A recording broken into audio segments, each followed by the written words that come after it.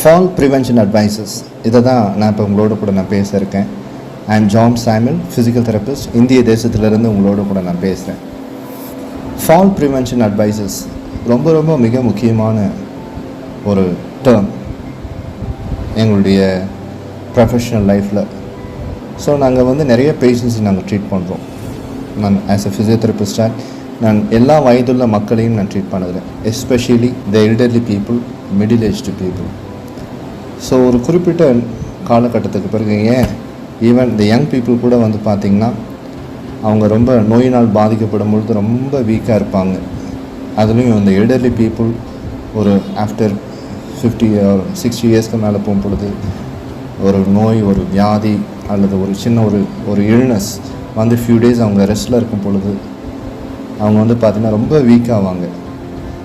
இன்னும் வந்து பார்த்திங்கன்னா எல்டர்லி பீப்புளுக்கு வந்து